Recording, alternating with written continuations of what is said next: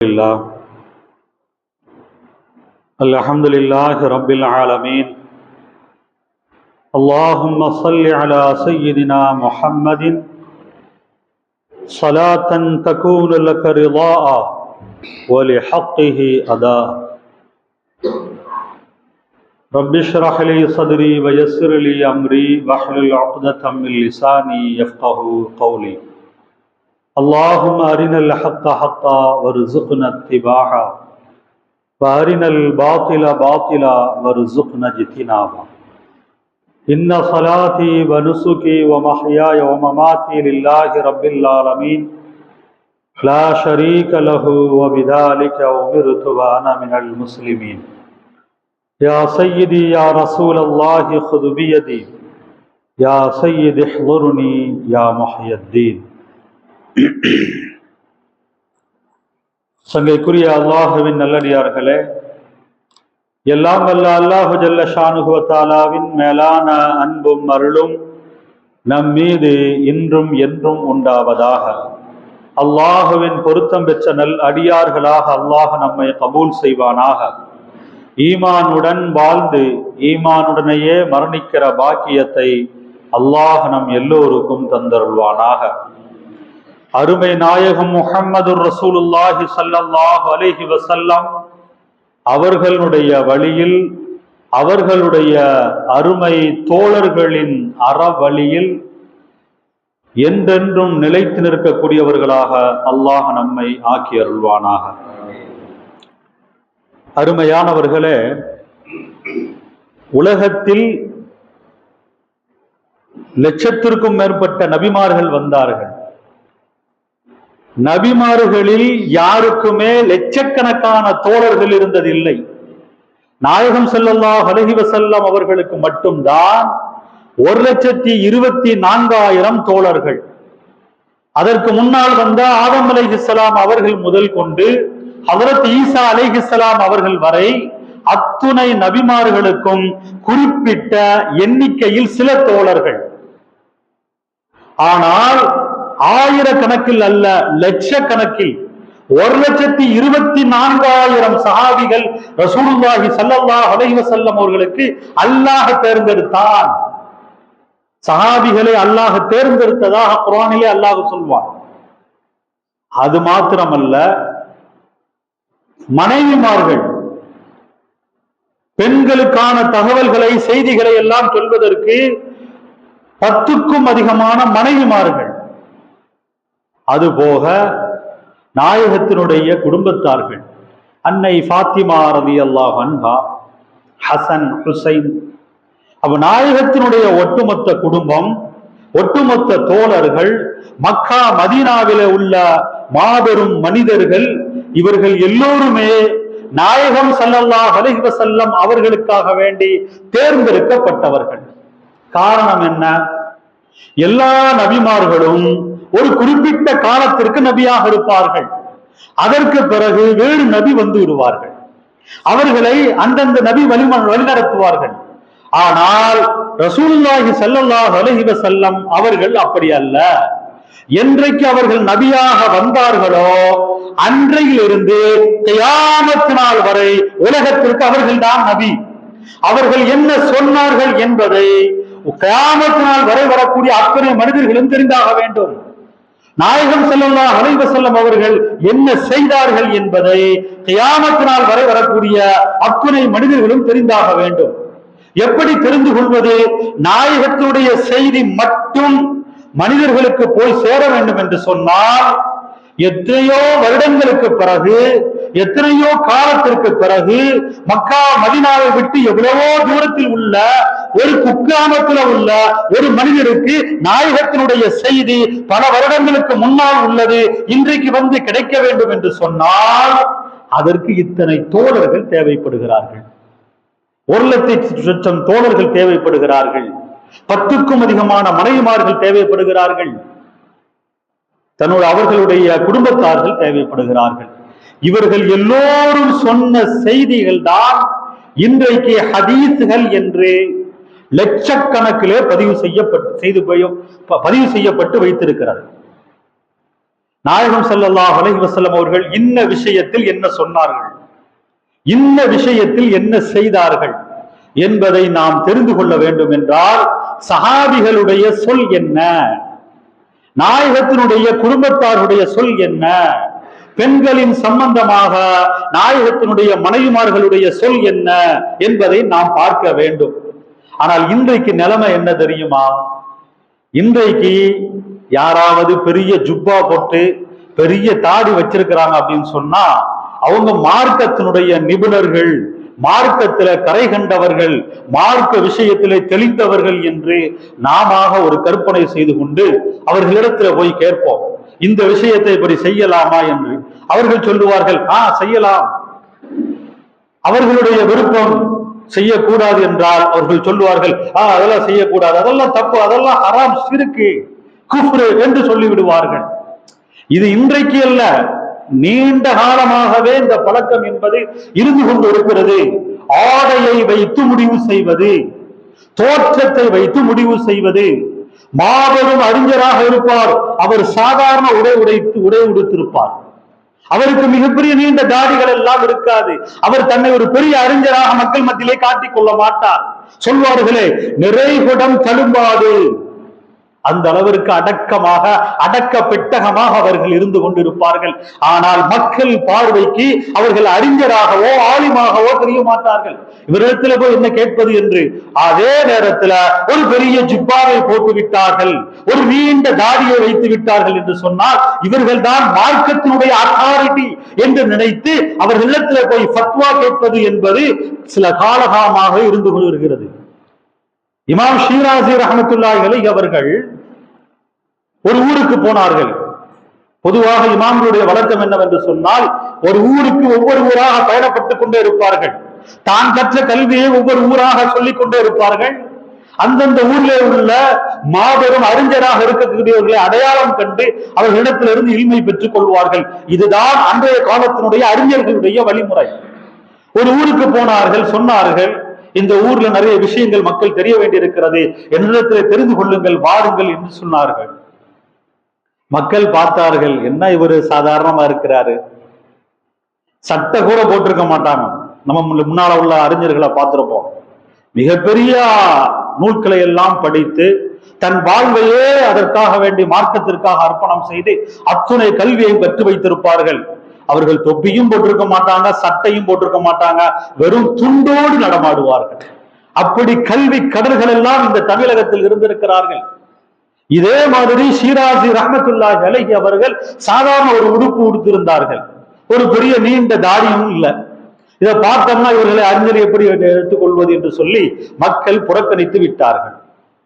இந்த நேரத்தில் மக்களுக்கு தெளிவுபடுத்த வேண்டும் என்பதற்காக வேண்டி யோசிக்கிறார்கள், என்ன செய்யலாம் என்று யோசிக்கும் பொழுதுதான் அந்த அங்க தூரத்துல நின்று ஒருவர் துணி துவைத்து கொண்டிருக்கிறார்.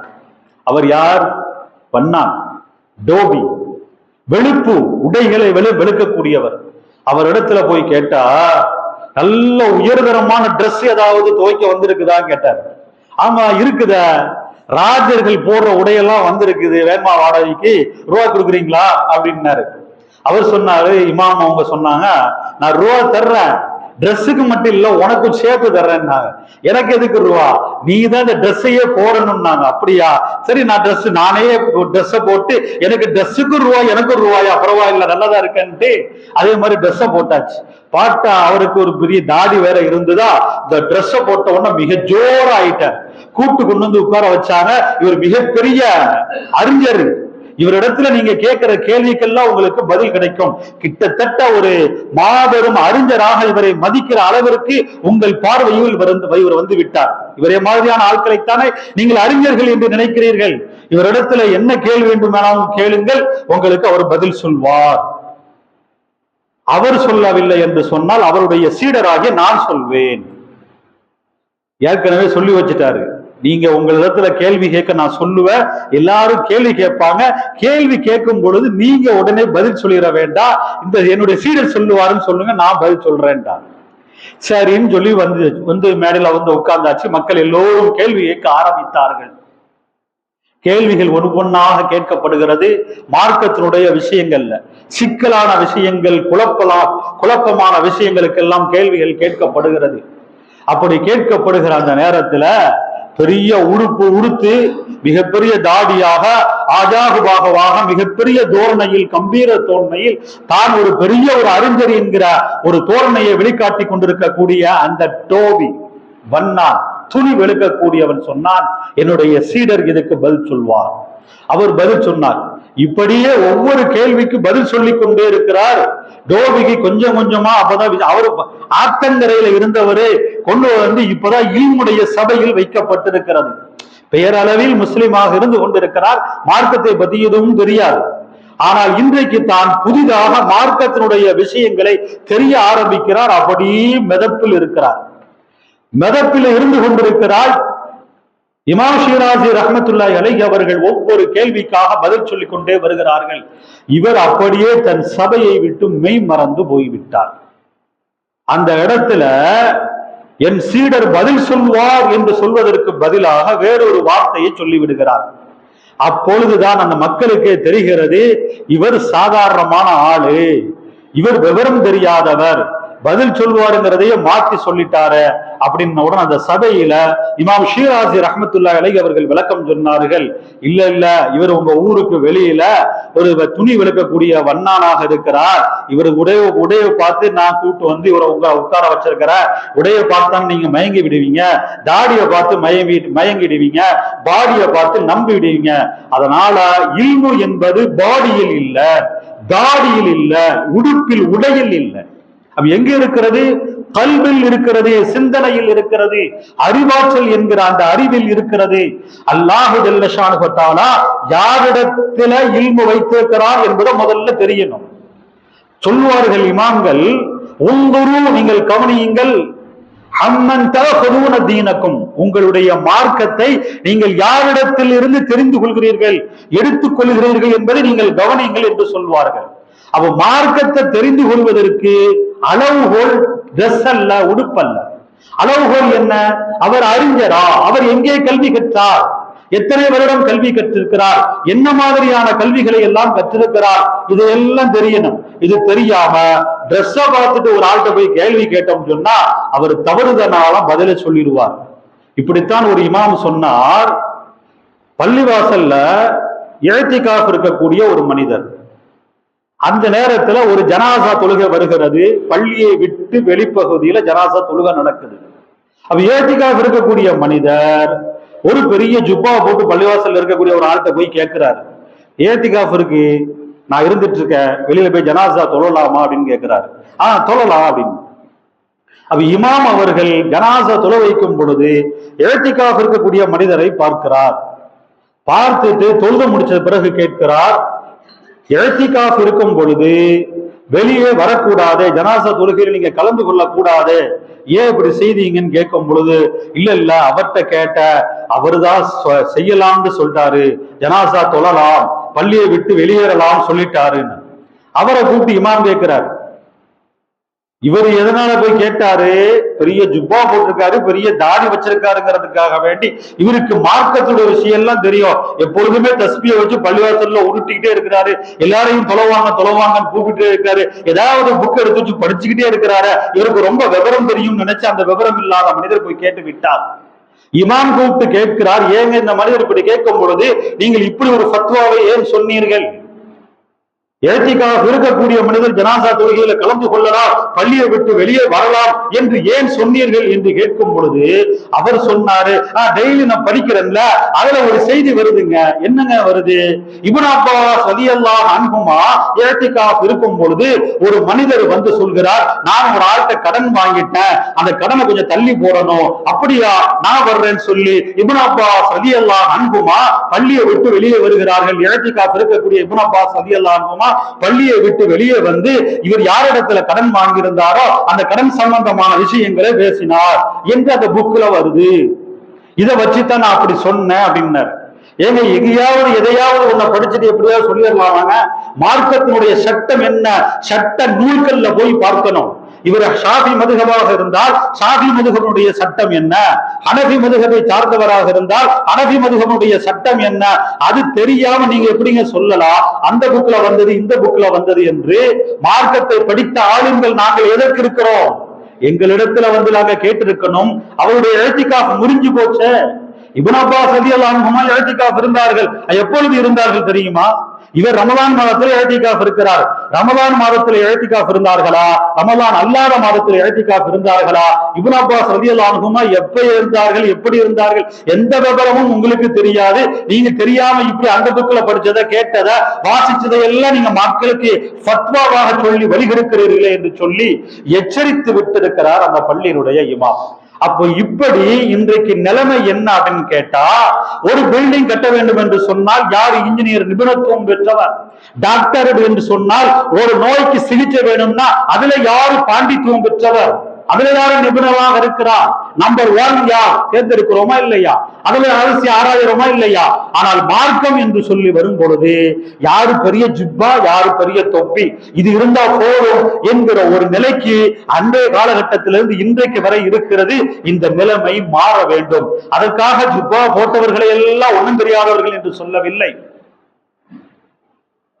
சில பேர்கள் இருக்கிறார்கள், ஜிப்பா போட்டிருப்பார்கள், பெரிய தாடி வைத்திருப்பார்கள், மார்க்கத்துல மிகப்பெரிய அறிஞராக ஆலிமாக இருப்பார்கள். அவர்களிடத்துல போய் கேட்கலாம். அதனால அவர்களையும் சாதாரணமாக எண்ணிவிடக் கூடாது.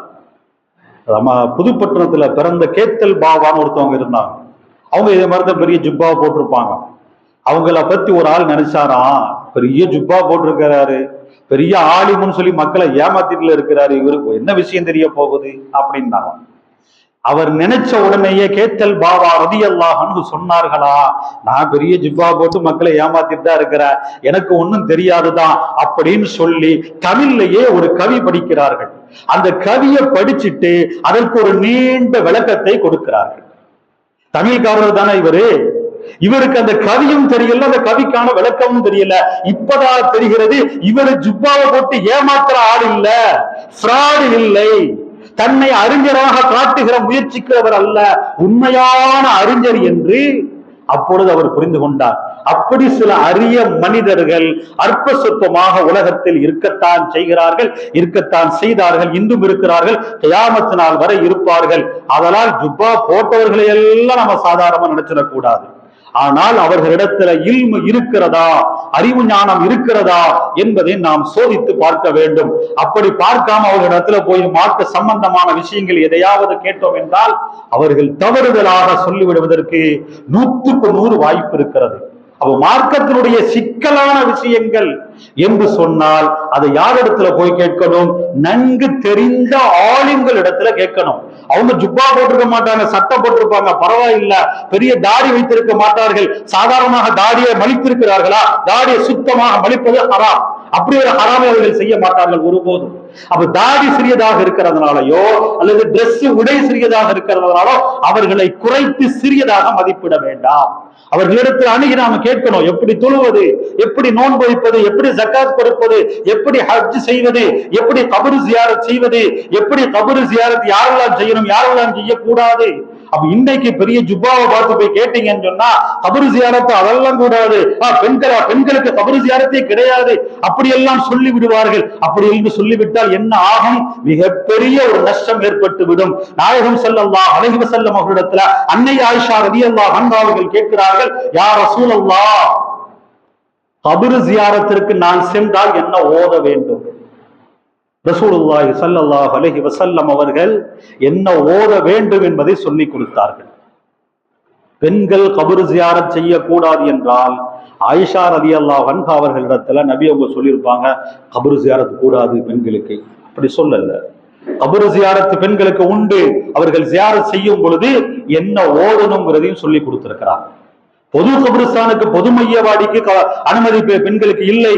ஆனால் தனிப்பட்ட நபிமார்களுடைய, சஹாபாக்களுடைய, சாலிஹீன்களான நல்லடியார்கள் வலிமார்களுடைய ஜியாரத் என்பது பெண்களுக்கு உண்டு. அன்னை ஆயிஷா ரலியல்லாஹு அன்ஹா அவர்கள் சொல்கிறார்கள், ரசூலுல்லாஹி ஸல்லல்லாஹு அலைஹி வஸல்லம் அவர்கள், அபூபக்கர் ரலியல்லாஹு அன்ஹு அவர்கள் 2 பேரும் அடக்கமா இருக்கிற அந்த கபிரஸ்தானுக்கு நான் முகத்தை மூடாமலேயே போவேன், ஜியாரத் செய்து விட்டு வருவேன். எப்பொழுது அந்த இடத்துல உமர் ரலியல்லாஹு அன்ஹு அவர்கள் அடக்கம் செய்யப்பட்டார்களோ அப்பொழுதே நான் முகத்தை மூடிக்கொண்டுதான் போவேன். ஏனென்றால் ரசூல் ஸல்லல்லாஹு அலைஹி வஸல்லம் அவர்கள் என்னுடைய கணவர், அபூபக்கர் ரலியல்லாஹு அன்ஹு என்னுடைய தந்தை. அப்ப 2 பேர் இருக்கும் பொழுது நான் முகத்தை மறைக்க வேண்டிய அவசியம் இல்லை. 3வது ஒரு மனிதர், அந்நிய மனிதர், என்னுடைய உறவு முறை இல்லாத உமர் ரலியல்லாஹு அன்ஹு அவர்கள் பரிசுத்தவான் தான். ஆனாலும் கூட முறை என்ன, சட்டம் என்ன, ஷரியத்துடைய தெளிவு என்ன, முகத்தை மறைக்க வேண்டும். அதனால் நான் முகத்தை மறைத்து 3 பேரையும் நான் ஜியாரத் செய்தேன் என்று ஆயிஷா ரலியல்லாஹு அன்ஹா அவர்கள் சொல்கிறார்கள். அன்னை ஃபாத்திமா ரலியல்லாஹு அன்ஹா அவர்கள் ஒவ்வொரு வாரம் வெள்ளிக்கிழமையும் உஹதுல ஷஹீதாக்கப்பட்ட சுஹதாக்களை, ஹம்சா ரலியல்லாஹு அன்ஹு அவர்களையும் அவர்களோடு அடக்கம் செய்யப்பட்டவர்களையும் ஜியாரத் செய்திருக்கிறார்கள் ஃபாத்திமா ரலியல்லாஹு அன்ஹா. அப்ப நாயகத்தினுடைய வழிமுறை என்ன, அதை யார் நமக்கு சொல்லித் தருவார்கள்? நாயகத்தினுடைய குடும்பத்தாராகிய அன்னை ஆயிஷா ரலியல்லாஹு அன்ஹா அவர்களும் ஃபாத்திமா ரலியல்லாஹு அன்ஹா அவர்களும் தான் சொல்கிறார்கள், செய்து காட்டுகிறார்கள். ஆதலால் பெண்கள் ஜியாரத் செய்யலாமா என்று சொன்னால் ஜியாரத் செய்யலாம், அவர்களுக்கு அனுமதி இருக்கிறது. அது கூடாது, ஹராம் என்று யாராவது சொன்னார், தவறு என்று சொன்னால் அவர் வழிகட்டு போய்விட்டார், அவர் வழி தவறி இருக்கிறார், மார்க்கம் தெரியாமல் இருக்கிறார், குர்ஆன் ஹதீஸ் புரியாமல் இருக்கிறார் என்பதை நாம் தெரிந்து கொள்ள வேண்டும். அதோடு சேர்த்து தவறுல உள்ளவர்களிடத்துல போய் உதவி தேடலாமா கூடாதா, இது சில காலமாக ஒரு சர்ச்சை. பெரும்பாலான அறிஞர்கள், ஆளுங்கள் மிக தெளிவாகவே சொல்கிறார்கள், கபரிலே போய் உங்களுக்கு என்ன தேவை இருக்கிறதோ அதை நீங்கள் அவர்களிடத்திலே கேட்கலாம். கேட்பதற்காக வேண்டிதானே போகிறோம். ஜியாரத்தினுடைய பிரதான நோக்கமே என்ன? ஒருவருக்கு சிரமம் இருக்கும், துன்பம் இருக்கும், கஷ்டம் இருக்கும். உடனே என்ன நினைப்பார்? நம்ம ஊர்ல இருக்கக்கூடிய அந்த வலியுல்லாஹுடைய இடத்துல போய் நம்ம கேட்போம், அவர்கள் தருவார்கள் என்கிற அந்த எண்ணத்தில் தான் போய் கேட்பார்கள். அப்படி கேட்பதை ஷிர்க் என்றும் குஃபர் என்றும் சில பேர்கள் சொல்வார்கள். ஆனால் ஹதீஸ்ல, குர்ஆன்ல அப்படி இருக்கிறதா? இல்லை. அல்லாஹ் ஜல்ல ஷானஹு வ தஆலா நபிமார்களை, வலிமார்களை, சித்தியீன்களை, ஷுஹதாக்களை, சாலிஹீன்களை குர்ஆனிலே சொல்வார், உலாயிக வ ஹஸன உலாயிக ரஃபீகா, அவர்கள் அழகிய தோழர்கள். யாரு? நபிமார்கள், சித்தியீன்கள், ஷுஹதாக்கள், சாலிஹீன்கள், இவர்கள் எல்லோருமே அழகிய நண்பர்கள், தோழர்கள் என்று அல்லாஹ் ஜல்ல ஷானஹு வ தஆலா சொல்கிறார்.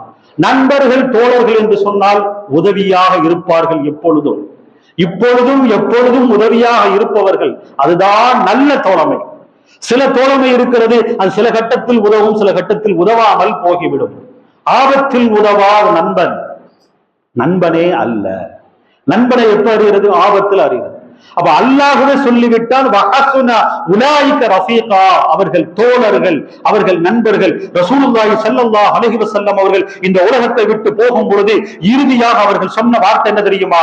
அல்லாஹும்ம பிர் ரஃபீகில் அலா, அல்லாஹும்ம பிர் ரஃபீகில் அலா, யா அல்லாஹ் நீ உயிர்வான தோழன், யா அல்லாஹ் நீ உயிர்வான தோழன், உயிர்வான தோழனுடன் அல்லாஹ்வை உயிர்வான தோழனாக ரசூலுல்லாஹி ஸல்லல்லாஹு அலைஹி வஸல்லம் அவர்கள் எடுத்திருந்தார்கள்.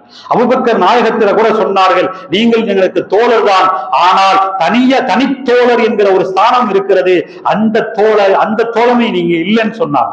அது யாரை? அல்லாஹுக்கு தான் நாயகம் ஸல்லல்லாஹு அலைஹி வஸல்லம் அவர்கள் கொடுத்திருந்தார்கள்.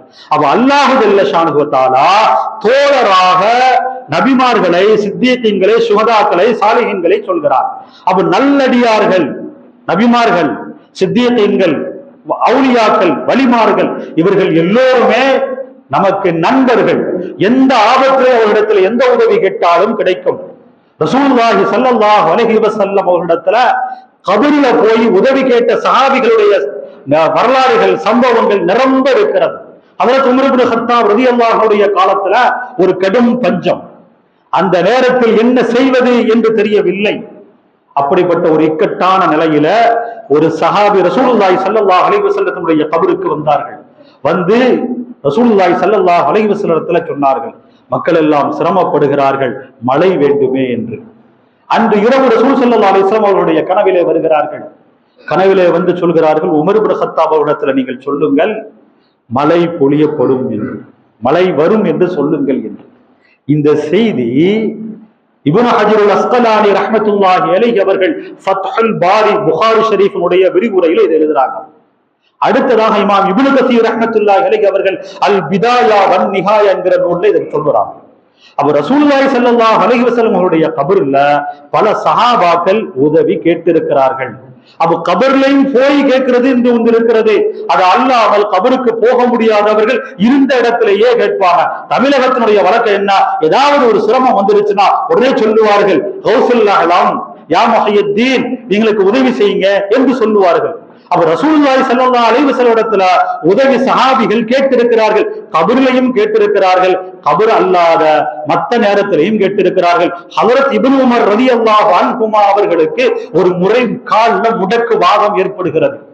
அந்த இடத்துல இருந்த ஒருவர் சொல்கிறார், உங்களுக்கு இவ்வளவு சிரமப்படுகிறீர்களே, உங்களுக்கு பிரியமானவரிடத்துல நீங்க துஆ செய்ய வேண்டியதானே, உதுஉ அஹப்பன் நாஸ், உங்களுக்கு பிரியமான மனிதரிடத்துல நீங்கள் துஆ செய்ய வேண்டியதானே என்று சொன்னவுடன் அப்துல்லாஹ் இப்னு உமர் ரலியல்லாஹு அன்ஹுமா அவர்கள் உடனே சொல்கிறார்கள், யா முஹம்மதா, யா முஹம்மதா. ரசூலுல்லாஹி ஸல்லல்லாஹு அலைஹி வஸல்லத்தினுடைய தோழர்களுக்கு மிக பிரியமானவர் யார் என்று கேட்டால் நாயகம் ஸல்லல்லாஹு அலைஹி வஸல்லம் அவர்கள் தான். அவர்களை அழைத்து சொல்கிறார், யா முஹம்மதா என்று நபியை அழைக்கிறார்கள். அழைத்ததுமே அவர்களுடைய காலில் ஏற்பட்டிருந்த முடக்குவாதம் நீங்கிவிட்டது. ரசூலுல்லாஹி ஸல்லல்லாஹு அலைஹி வஸல்லம் அவர்கள் இறந்து பல வருடங்கள் ஆனதற்கு பிறகு அவர்களிடத்துல துஆ செய்யுங்கள் என்று ஒருவர் சொல்கிறார். அப்துல்லாஹ் இப்னு உமர் ரலியல்லாஹு அன்ஹு சஹாபிகளிலே மிகப்பெரிய ஒரு சஹாபி. ரசூலுல்லாஹி ஸல்லல்லாஹு அலைஹி வஸல்லம் அவர்களை அழைத்து அந்த இடத்திலே முடக்குவாதத்தை முறையிடுகிறார்கள். அது உடனே நீங்க பெறுகிறது. அப்ப இப்படிப்பட்ட இந்த செய்திகள் எல்லாம் இமாம் புகாரி ரஹ்மத்துல்லாஹி அலைஹி அவர்கள் அல் அதபுல் முஃப்ரத் என்கிற நூல்ல தருகிறார்கள். ஏதோ போகிற போக்குல சொல்லிவிட்டு போறதில்ல, எந்த நூலில் எந்த செய்தி இருக்கிறது என்று தெளிவாக நாம் சொல்கிறோம். அதையெல்லாம் பார்க்காதவர்கள், தெரியாதவர்கள், அறியாதவர்கள், வெறும் ஜுப்பா தாடியோடு நடமாடுபவர்கள் சொல்லுவார்கள், வலிமார்களிடத்துல கேட்கக்கூடாது, அப்படி கேட்டா ஷிர்க் என்பார்கள். வலிமார்கள் என்றால் யார் என்றே இவர்களுக்கு தெரியவில்லை என்றுதான் பொருள். எத்தனை வலிமார்கள் உலகத்தில் எத்தனை அற்புதங்களை நிகழ்த்தி இருக்கிறார்கள் தெரியுமா? அதாவது குருதி இனத்தை சார்ந்த ஒரு வலியுல்லாஹ் சிரியாவில டமாஸ்கஸ்ல அடக்கம் செய்யப்பட்டிருக்கிறார்கள். இனங்கள்ல முஸ்லிம் இனத்தோட குருதி இனம்ங்கிறது ஒண்ணு உண்டு. சலாஹுத்தீன் அய்யூபி அந்த இனத்தை சார்ந்தவர் தான். இன்றைக்கும் அந்த குருதி இன மக்கள் இருக்கத்தான் செய்கிறார்கள். அப்படி இருக்கும் பொழுது அந்த இடத்திற்கு அந்த இனத்தை சார்ந்த ஒருவர் ஜியாரத்துக்கு வந்திருக்கிறார். வந்து ஜியாரத் செய்யும் பொழுது, துஆ செய்து கொண்டிருக்கும் பொழுது பக்கத்துல ஒரு அரபி இருந்தார். உடனே அவர் சொல்லுவாரு, நீ ஒரு குருதி, இங்க அடக்கப்பட்டிருக்கிறவர் ஒரு குருதி இனத்தை சார்ந்தவர், குருதி எல்லாம் வலியாக ஆக முடியாது, அல்லாஹுடைய நேசராக ஆக முடியாது என்று அவர் சொல்கிறார். யாரு? அரபி சொல்கிறார். அரபிகள் தான் வலியுல்லாக்களாக ஆக முடியும், அவுலியாக்களாக ஆக முடியும் என்று அவர் சொல்கிறார். இத சொன்ன உடனே என்ன தெரியுமா நடந்தது? கபரில் இருந்து கால் வெளியே வந்துருச்சு. கபரில் இருந்து கால் வெளியே வந்தது. அதற்கு பிறகு உள்ளிருந்து சத்தம் வந்தது, குருதி இனத்தை நான் சார்ந்தவன் தான், நான் அல்லாஹுடைய நேசன் தான், நான் அல்லாஹுடைய வலி என்பதற்கு சான்றாக என் காலையே நான் வெளியே நீட்டிவிட்டேன் என்று நீட்டினார்கள். அன்றைக்கு நீட்டப்பட்ட அந்த கால் இன்றைக்கு வரைக்கும் இருக்கிறது. சுமார் 800 வருடம் ஆகிவிட்டது. இன்று வரை டமாஸ்கஸிலே உள்ள அந்த கபரிலே போய் பார்த்தால் கொஞ்சம் பாதம் வெளிப்பட்டு இருக்கிறது. அன்றைக்கு வெளியானது என்பது மட்டுமல்ல, 800 வருடம் ஆகி இன்னும் அந்த காலுக்கு எந்த சேதாரமும் வரவில்லை. வலியுல்லாக்கள் யார்? புரிந்து கொள்ள வேண்டும். ஒவ்வொரு இடத்திலும் ஒவ்வொரு மாதமும் ஒவ்வொரு நாளும் வலியுல்லாக்களுடைய உருஸ் தினங்கள் வந்து கொண்டே இருக்கிறது. அதிலே நாம் கலந்து கொள்ள வேண்டும். முடியவில்லை என்று சொன்னால் கலந்து கொள்கவர்களை தடுக்காமலாக இருக்க வேண்டும், அதை பற்றி விமர்சிக்காமலாக இருக்க வேண்டும். ஒவ்வொரு நாளும் இன்றைக்கு தமிழகத்துல பாருங்க, என்றால் எங்கேயாவது ஒரு இடத்துல ஒரு வலியுல்லாஹுடைய உருஸ் இருக்கும். இன்றைக்கு சென்னை மூசா காதரி ரலியல்லாஹு அன்ஹு அவர்களுடைய உருஸ் முபாரக், இன்னைக்கு அவர்களுடைய உருஸ் தினம். அவர்களை பற்றி வரலாற்றில் எப்படி எழுதுகிறார்கள்? ஆங்கிலேய ஆட்சி காலத்துல சென்னையில உள்ள அந்த மவுண்ட் ரோட்டை விரிவாக்கம் செய்ய வேண்டும் என்று சைடுல தோண்டும் பொழுது அவர்களுடைய கபர் வெளிப்பட்டு விட்டது. உடனே என்ன செய்தார்கள் ஆங்கிலேயர்கள்? ஒரு பிரேதம் இத்தனை வருஷத்திற்கு பிறகு அழியாமல் அப்படியே இருக்கிறது என்று சொன்னால் இதை பற்றி தெரிய வேண்டும் என்று சொல்லி மருத்துவரை கூப்பிட்டு வந்திருக்கிறார்கள். மருத்துவர் வந்து பல வருஷங்களுக்கு முன்னால் அடக்கம் செய்யப்பட்ட மூசா காதிரி ரலியல்லாஹு அன்ஹுவுடைய கரத்தை பிடித்து பார்த்து விட்டு சொன்னார், கொஞ்சம் நாடி துடிப்பு இருக்கின்றார். நாடி துடிப்பு இருக்கிறது என்று சொல்லி அவருக்கு தெரிந்த அந்த விஷயங்களை எல்லாம் குறிப்பாக எழுதி வைத்து விட்டு போயிருக்கிறார். இன்றைக்கும் அந்த குறிப்பு சென்னையில இருக்கிறது. அப்ப ஒரு கட்டத்துல வெள்ளம் வந்தது, சென்னை முழுவதும் இருட்டு, கரண்ட் இல்ல. ஆனால் மூசா காதிரி ரலியல்லாஹு அன்ஹு அவர்களுடைய இடத்தில் மட்டும் விளக்கு எரிந்து கொண்டிருந்ததாம், வெளிச்சம் இருந்ததாம், கரண்ட் இருந்ததாம். அப்ப இப்படியெல்லாம் வழிமார்கள் நாங்கள் இருக்கிறோம் என்பதை சொல்லிக் கொண்டிருப்பார்கள். அது தெரிய வேண்டியவர்களுக்கு தெரிகிறது, புரிய வேண்டியவர்களுக்கு புரிகிறது. அறிவே இல்லாத மடையர்களுக்கு அல்லது அறிவு இருந்தும் அல்லாஹ் யாருக்கும் மறைக்க வேண்டும், தெரியப்படுத்த கூடாது, நேர்வழி என்கிற ஹிதாயத்து கொடுக்க கூடாது என்று அல்லாஹ் யாருக்கு நாடிவிட்டானோ அவர்களுக்கு இது மாதிரியான விஷயங்கள் எல்லாம் தெரியாமல் போகிவிடும். அவுலியாக்கள் ஜியாரத் பொறுத்த விஷயத்திலே அவர்களுக்கு வெளிப்படாமல் போகிவிடும். அதனால் அவர்கள் ஜியாரத்து கூடாது, பெண்கள் ஜியாரத்து கூடாது, வெளிமார்களிடத்துல போய் கேட்க கூடாது, இப்படி எல்லாம் சொல்வதை நாம் பார்க்கிறோம், கேட்கிறோம். ஆனால் வலிமார்கள் எல்லாம் வாழ்ந்து கொண்டிருக்கிறார்கள். அவர்கள் இறந்தவர்கள் அல்ல. அவர்களிடத்திலே யார் என்ன உதவியை கேட்கிறாரோ அந்த உதவி கிடைக்கத்தான் செய்கிறது. அனுபவபூர்வமாக எத்தனையோ வரலாறுகள் இருக்கிறது. மூசா காதிரி ரஹ்மத்துல்லாஹி அலைஹி அவர்களுடைய வரலாற்றுல எப்படி வருகிறது? முஸ்லிம் அல்லாத ஒருவர் ஃபாத்திஹா ஓதுவார். குறிப்பிட்ட நாள்ல போய் அங்க போய் ஃபாத்திஹா ஓதுவார். ஒரு ஆலிம் ஹஸ்ரத்தை அழைச்சிட்டு போய் ஃபாத்திஹா ஓதுவார்.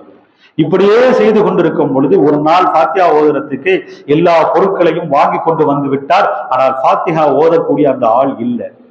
என்ன செய்வது என்று திணறி கொண்டிருக்கும் பொழுது ஒரு ஆள் வந்து சொல்கிறார், ஃபாத்திஹா தானே ஓதணும், வாங்க நான் ஓதுறேன் அப்படின்னு சொல்லி கூட்டு போய் ஃபாத்திஹா ஓதுறாங்க.